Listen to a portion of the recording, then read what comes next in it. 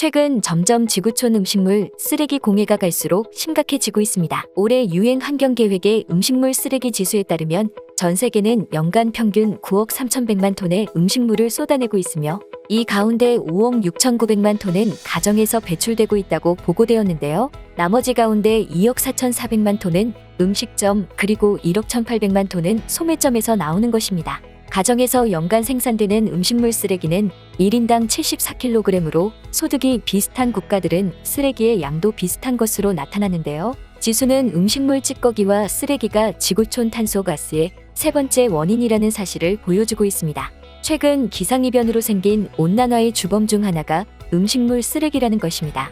음식물 쓰레기가 가장 많이 나오는 국가는 물론 인구가 많은 중국과 인도인데요.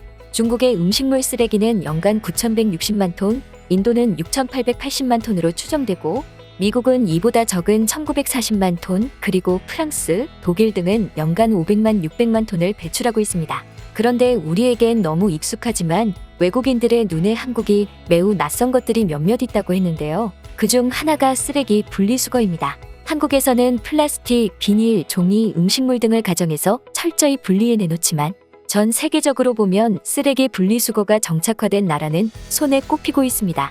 쓰레기를 가장 많이 배출하는 미국은 일부 주에서만 느슨하게 시행하고 있고 중국도 2016년에야 도입하기 시작했다는 것인데요. 쓰레기 분리수거의 가장 큰 목적은 소각할 쓰레기와 재활용할 물품을 구분하는 것인데 하지만 다른 많은 나라들에서는 이를 구분하지 못하고 쌓여가는 양이 늘고 있습니다. 특히 해외에서 한국을 눈여겨보는 것은 음식물 쓰레기 처리 방법입니다. 지난 6월 영국 BBC는 한국은 어떻게 음식물 쓰레기 전쟁에서 승리했을까?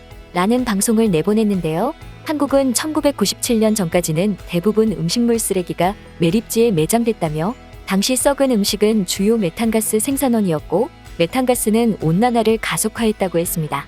또한 낙취 등으로 인한 주변 시민들이 불만을 호소했고 특히 매립지 근처에 사는 주민들은 지속적으로 반발했다고 했습니다. 김미화라는 한 한국 여성이 시위를 지휘하며 새로운 시스템을 제안했고 결국 한국 정부는 음식물 쓰레기를 분리하고 재활용하도록 하는 새로운 법을 제정했다고 했습니다. 이후 한국은 법적으로 음식물 찌꺼기를 분리하고 수거하고 재활용하기 위한 돈을 내도록 했다고 했습니다. 이러한 방식으로 음식물 쓰레기를 분리해서 수거하여 한국 내 음식물 쓰레기 재활용 비율을 95% 이상으로 최근 몇 년 새 크게 늘었다고 했습니다.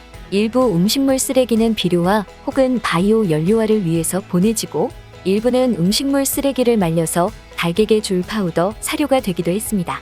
이 영상을 본 해외 네티즌들은 한국의 음식물 쓰레기 처리 방법이 놀랍다며 이런 반응을 보였습니다. 음식물 쓰레기를 일반 쓰레기랑 분리하는 한국은 정말 잘한 일임. 일단 쓰레기통에서 서식하던 쥐와 날벌레 등이 없어지니 좀 더 위생적이고 냄새나 악취가 사라짐. 해외 생활 10여 년 하는 동안 다양한 국가를 봐도 최근에 한국만큼 재활용에 진지한 나라는 별로 없습니다. 선진국인 미국이나 영국, 호주도 한국보다 훨씬 후진적이고 일반 쓰레기에 다 때려박는 게 일상입니다. 영국은 음식물 분리수거를 했었던 게 없어진 지 9년 정도 됐네요. 한국보다 음식물 쓰레기가 더 많이 나오는데 반찬이 없음에도 불구하고 낭비되는 음식이 너무 많아요. 기름조차도 가정에서 정말 많이 사용하는데 감자튀김 같은 것을 많이 먹어서 일반적으로 튀김기는 다 사용해요.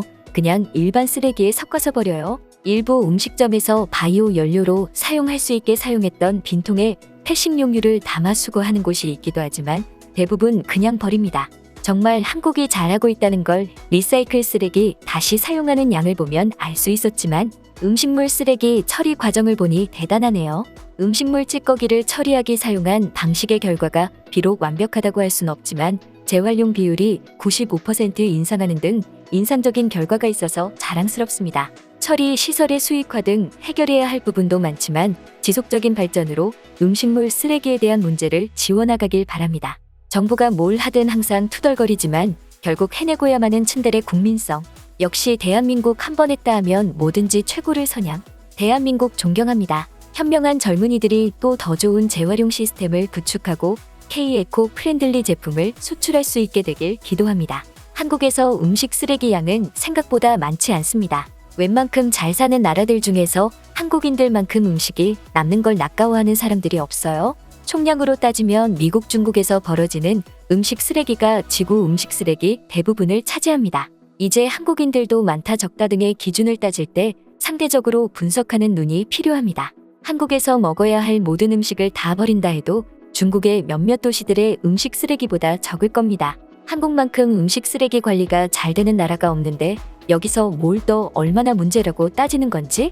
자, 그럼 이제 영국에서 발생하는 음식 쓰레기의 양을 한번 들여다볼까요? 전체를 봐야 진실이 보이지. 히읗. 영국 BBC 방송의 해외 네티즌들은 자신들의 나라에서 분리수거하지 못함을 한탄하며 한국이 해내고 있는 것에 대해서는 감탄했습니다. 하지만 한국은 이에 더 나아가 더욱 놀라운 것을 준비하고 있어 놀라움을 주고 있습니다. 국내에서 많은 양의 음식물 쓰레기는 동물의 사료나 농경지 퇴비로 재사용되는 것으로 알려져 있는데 최근 음식물 쓰레기로 만든 사료가 최근 조류 인플루엔자, AI, 나 아프리카 돼지열병, ASF를 전파하는 매개원으로 알려지면서 2019년부터 사료로 재활용할 수 없게 된 것입니다. 이 때문에 새로운 재활용 방안을 고민해야 할 시점이 찾아왔다고 했는데요. 한국에서는 이제 음식물 쓰레기를 연료로 재탄생시키는 방법에 눈을 돌리고 있습니다. 그런데 최근 여기에 곤충으로 연료를 만드는 기술을 개발해서 화제가 되고 있는데요. 국내에서 곤충으로 바이오디젤을 만들어내는 기술이 개발됐는데 이 곤충은 과거 재래식 화장실 근처에서 자주 발견되었던 동해등에입니다. 이 벌레의 유충으로 바이오디젤을 만들 수 있는 것인데요. 동해등에는 탁월한 유기물 분해 능력을 가졌는데 음식물 쓰레기 10kg에 유충 5,000마리를 넣으면 3에서 5일 내로 80% 이상이 분해됩니다. 동해등에는 약 40일간의 짧은 생애 주기를 가지고 있는데 그 중에 15에서 20일간의 유충기간 동안 한 마리가 1일 약 2g의 유기성사료를 섭취하며 20mm 내외로 성장하는데요.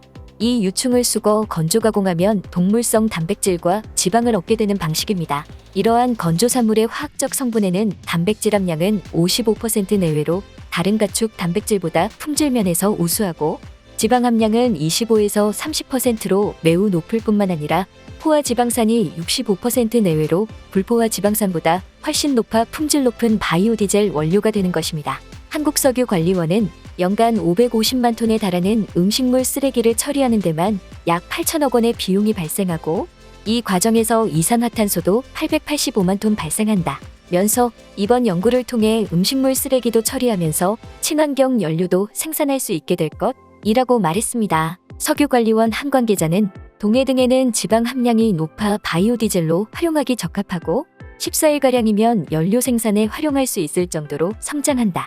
면서 원료 수급 면에서도 경쟁력이 있다. 고 말했습니다. 한국은 이렇게 전 세계의 음식물 쓰레기를 분리해서 수거하고 놀라운 방법으로 재활용하는 방법을 제시하며 새로운 시스템을 제시해 주었습니다. 전 세계 네티즌들은 한국의 음식물 쓰레기 처리 방식에 대해서 박수를 보내고 있습니다. 지금까지 음식물 쓰레기 처리 방식에 대해서 극적여본 극적인이었습니다.